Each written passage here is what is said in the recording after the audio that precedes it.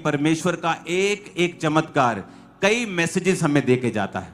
एक शारीरिक knowledge deliverance का कारण बन सकती है, तो सोचो जो आत्मिक नॉलेज है वो कितनी बड़ी डिलीवरेंस का कारण बन सकती है।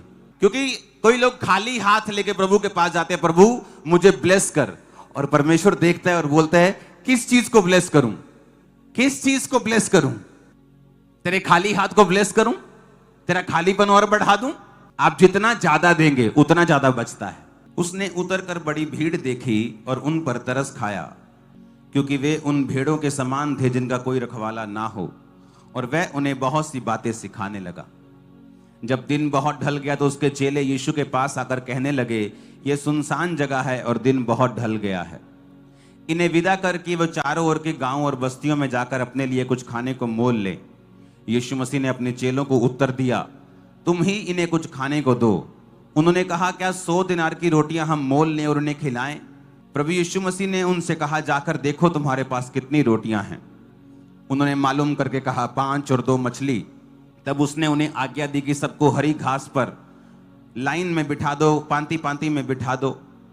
वे 100 50 करके लाइन में बैठ गए, और उसने 5 रोटियों और 2 मछलियों को लिया और स्वर्ग की ओर देखकर परमेश्वर का धन्यवाद किया, और रोटियां तोड़ तोड़ कर चेलों को देता गया कि वे लोगों को परोसें, और वो 2 मछलियां भी सब में बांट दी। वे सब खाकर तृप्त हो गए, और उन्होंने टुकड़ों से 12 टोकरियां भरकर उठाई, और कुछ मछलियों के भी टोकरे भरकर उठाए। जिन्होंने रोटियां खाई वो 5000 पुरुष थे। हमने बाइबल में ये बात देखी है कि प्रभु यीशु मसीह ने 2 बार ऐसा चमत्कार किया है।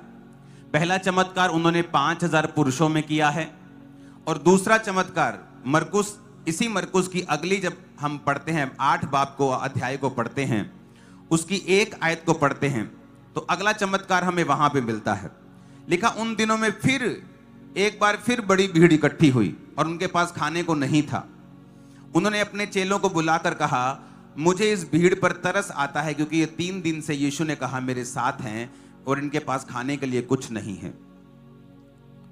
यदि मैं उन्हें भूखा घर भेज दूं तो मार्ग में ये थक जाएंगे, क्योंकि इनमें से बहुत दूर से कुछ आए हैं। चेलों ने उत्तर दिया, जंगल में इतनी रोटी हम कहां से लाएं कि वो तृप्त हों? प्रभु यीशु मसीह ने कहा और उनसे पूछा, तुम्हारे पास कितनी रोटियां हैं? उन्होंने कहा, 7। उन्होंने लोगों को भूमि पर बैठने की आज्ञा दी और 7 रोटियां ली और धन्यवाद करके तोड़ी और अपने चेलों को देता गया कि वे उनके आगे रखें, और उन्होंने लोगों के आगे रोटियों को परोस दिया। उनके पास थोड़ी सी छोटी मछलियां भी दी। उन्होंने धन्यवाद करके उन्हें भी लोगों के आगे रखने की आज्ञा दी। वे खाकर तृप्त हो गए, और चेलों ने शेष टुकड़ों के 7 टोकरे भरकर उठाए, और लोग 4000 के लगभग थे। तब उसने उनको विदा किया। 2 बार हमें बाइबल में ये चमत्कार देखने को मिलता है, और हमें लगता है कि ये जस्ट एक इंफॉर्मेशन है हमारे लिए कि जीसस क्राइस्ट ने लंगर जो था वो इतना बढ़ा दिया था, उसे पकाने की जरूरत नहीं पड़ी, उसे मंगवाने की जरूरत नहीं पड़ी। वो 5 रोटियों और 2 मछलियों के साथ उसने 5000 पुरुष, और 7 रोटियां और छोटी छोटी थोड़ी सी मछलियों के साथ उसने 4000 पुरुषों को खाना खिलाया। लोगों को लगता है कि शायद ये एक चमत्कार है, जो कि है भी, और इस वजह से बाइबल में लिखा है कि प्रभु यीशु मसीह सब कुछ कर सकते हैं। लेकिन हमें यह बात समझने की भी जरूरत है कि परमेश्वर का एक एक चमत्कार कई मैसेजेस हमें देके जाता है। आज से 40 साल पहले जब किसी को टीबी होती थी तो मतलब मौत होती थी, किसी को टीबी हो गई तो मतलब कि मौत हो गई। आज से कुछ साल पहले कुछ बीमारियों का इलाज नहीं थे, लेकिन जैसे जैसे वैज्ञानिकों को उन इलाजों के बारे में मालूम होता गया, इंफॉर्मेशन कलेक्ट हुई, नॉलेज हुई, वो नॉलेज डिलीवरेंस का कारण बन गई। आज किसी को टीबी होती वो मरता नहीं। अगर एक शारीरिक नॉलेज डिलीवरेंस का कारण बन सकती है, तो सोचो जो आत्मिक नॉलेज है वो कितनी बड़ी डिलीवरेंस का कारण बन सकती है। आज जो वचन आप सुनने जा रहे हो, ये चारों तरफ से आपको छुटकारे का कारण बना देगा। आप खुद भी छुटकारे का कारण होंगे, और छुटकारा आपकी लाइफ में भी होगा। आमीन। मेरे को ऊंचे वाला चाहिए। अब यहां पर समझने वाली बात है, हम इस तरह से समझेंगे ताकि वचन हमें अच्छी तरह से हमारे पल्ले पड़ जाए। जब 5000 पुरुष थे तो स्टडी बताती है इजराइल की पॉपुलेशन के हिसाब से उस समय कितने बच्चे होते थे एक लेडी के। अगर भीड़ में 100 बंदे हैं, 100 पुरुष हैं, तो कितने बच्चे, कितने औरतें, कितने बुजुर्ग, सब कुछ मिला के कितने टोटल होते थे। तो स्टडी बताती है कि जब 5000 पुरुषों की बात हो रही है, वहां पर 20,000 टोटल लोग थे, औरतें और बच्चों को मिलाकर। 5000 पुरुष, औरतें, बच्चे मिलाए तो 20,000। जब परमेश्वर ने 4000 लोगों को खाना खिलाया तो वहां 16,000 पुरुष के करीब हम लगा के चलते हैं। ओके, अब पहला चमत्कार हुआ, 20,000 लोगों को खाना खिलाया। दूसरा चमत्कार हुआ तो 16,000 लोगों को खाना खिलाया। कितने, इतनी सी बात को समझे हैं अभी तक? ओके, ये समझ गए। अब समझने वाली बात क्या है इसमें? समझ लो, ये वाला हिस्सा, इधर वाला चर्च का इधर वाला हिस्सा, ये 20,000 है। ओके, है तो बहुत, लेकिन 20 समझ लेते हैं कि ये 20,000 है, और जेंट्स वाला हिस्सा ये 16,000 है। जब परमेश्वर ने 5 रोटी और 2 मछलियों को देखा, उन्हें ब्लेस किया और 20,000 लोगों को खाना खिलाया, और जब 16,000 लोगों को देखा और उसके बाद 7 रोटियां थी और छोटी सी मछलियां थी, तो 16,000 लोगों को खाना खिलाया। लेकिन जब 20,000 लोगों को खाना खिलाया, कितनी टोकरियां बची? कितनी बची? ऊंची बोलो, 12। ये वाले तुमने खाया ना, 20,000 तुम हो, बोलो कितनी टोकरियां बची? ये वाले बोले, वो नहीं, तुम 16,000 वाले हो। 20,000 वाले बोलो कितनी टोकरियां बची? सुना नहीं, कितनी बची? कितनी बची? सुना नहीं मैंने, कितनी बची? 12। तुम्हारे पास कितनी बची? तुम्हारे पास कितनी बची? 7। कितनी बची? फिर से पढ़ो उसकी आयत को, 8 आयत को, मरकुस 8 उसकी 8। शेष टुकड़ों के 7 टोकरे। कितने टोकरे? कितने टोकरे बचे? 7 टोकरे। तुम्हारे पास कितने हैं? आपने कभी सोचा, जब कोई लंगर बनाता है तो वो बोलता है कि आज ना लोग ज्यादा आ गए थे तो लंगर कम बचा है। हमने बनाया तो बहुत था, लेकिन लोग ज्यादा है तो लंगर कम बचा है। लेकिन यहां रोटियां कम है, 5, लोग 20,000 हैं, खिलाने के बाद टोकरे कितने बचे? यहां लोग 16,000 हैं, रोटियां 7 हैं, खिलाने के बाद टोकरे कितने बचे? उल्टा नहीं हो रहा ये, यहां टोकरे 7 बचने चाहिए क्योंकि 20,000 लोगों को खाना खिलाया। यहां टोकरे 12 बचने चाहिए क्योंकि 16,000 लोगों को खाना खिलाया, कम लोगों को खाना खिलाया तो टोकरे ज्यादा बच गए जी। हमारे टोकरे कम है जी क्योंकि हमने ज्यादा लोगों को खाना खिलाया, लेकिन इनके टोकरे ज्यादा हैं और इनके कम हैं। समझने वाली बात है। इसमें कितने मैसेजेस हैं? एक बार परमेश्वर ने अपने दास को कहा, मैं तुझे बहुत बड़ी चर्च देना चाहता हूं और तुझे बहुत ब्लेस करना चाहता हूं। तेरी चर्च दुनिया में नंबर 1 होगी। और जब तक वो इस दुनिया में था, उसकी चर्च ने झंडे गाड़े हैं, देश बचाए हैं, नंबर 1 पे रहा है वो। आज भी उनकी चर्च नंबर 1 है। क्या सोचना पड़ेगा हमें कि परमेश्वर ने कहा, बेटा मैं तुझे देना चाहता हूं, तू लेने के लिए तैयार है? कहता हां प्रभु मैं तैयार हूं। उसने कहा फिर क्या तू अपनी 5 रोटियों और 2 मछलियों को मुझे देने के लिए भी तैयार है? कहता परमेश्वर मैं समझा नहीं। परमेश्वर ने कहा मैं तुझे फाइनेंशियली बढ़ा सकता हूं, लेकिन मैं किस चीज को बढ़ाऊं? इसलिए जब एलिया के पास वो औरत आई, अलीशा के पास, तो कहा कि मेरा पति मर गया है और मुझे कर्जा है और बच्चे ले जाएंगे मेरे, क्योंकि वो उनको लाइफ टाइम स्लेव बनाकर, बंधुआ मजदूर बनाकर ले जाएंगे। उसने कहा तेरे पास क्या है? उसने कहा थोड़ा सा तेल है। उसने कहा जा और पड़ोसियों के बर्तन मांग ले आ। अब परमेश्वर ने क्या, तेरे हाथ में क्या है? क्योंकि कोई लोग खाली हाथ लेके प्रभु के पास जाते हैं, प्रभु मुझे ब्लेस कर, और परमेश्वर देखता है और बोलता है किस चीज को ब्लेस करूं? तेरे खाली हाथ को ब्लेस करूं? प्रभु मुझे आशीष दे, किस चीज पर आशीष दूं? परमेश्वर ने कहा मैं इनको रोटियां खिलाना चाहता हूं, पर पहले ये पता करो कि तुम्हारे पास क्या है। उन्होंने कहा प्रभु हमारे पास 5 रोटियां हैं। परमेश्वर ने कहा ले आओ। 2 मछलियां ले आओ, मैं उस चीज पर फिर आशीष दूंगा और उसे बढ़ाऊंगा। उसको बात समझ में आ गई। उसने कहा प्रभु अब मेरी 5 रोटियां और 2 मछलियां क्या हैं?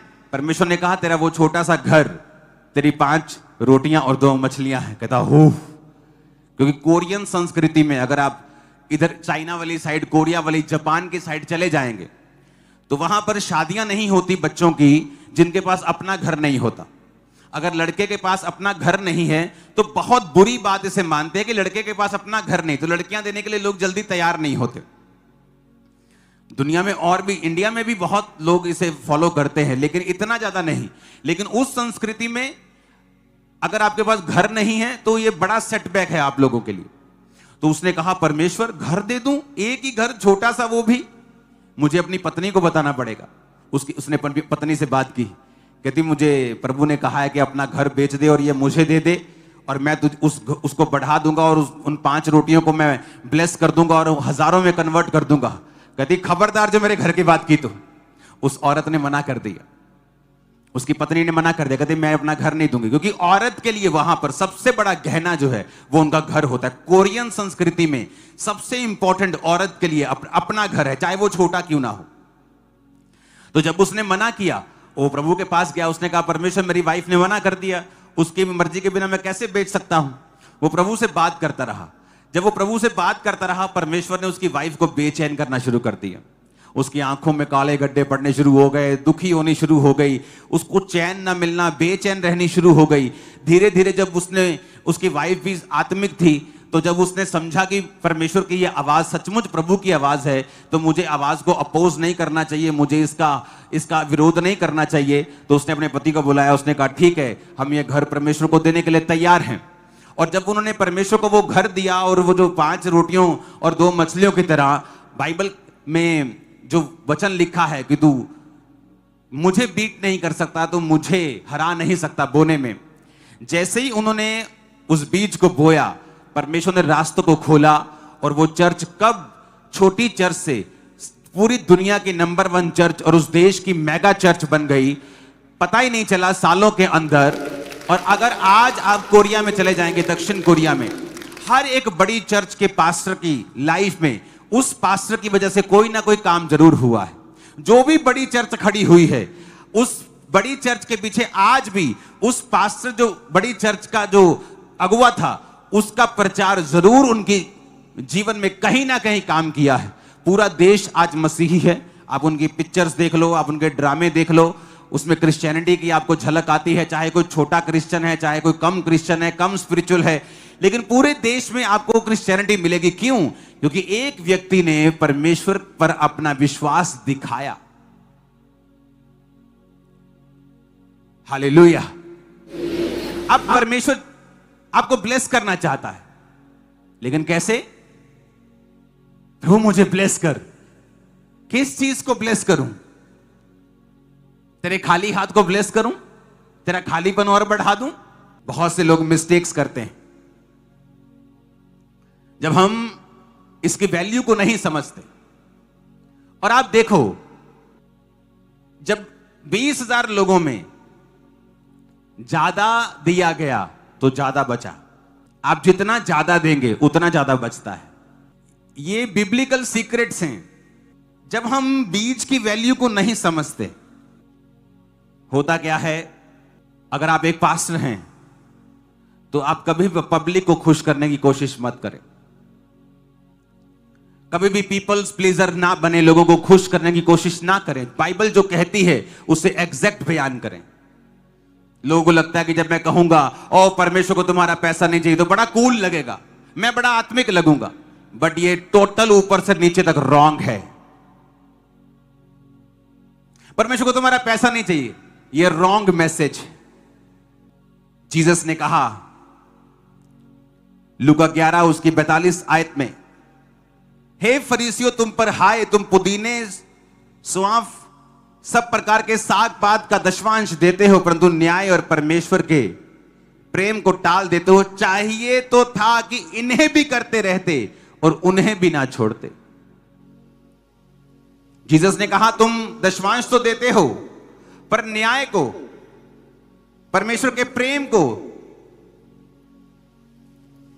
टाल देते हो। चाहिए तो था इन्हें भी करते रहते।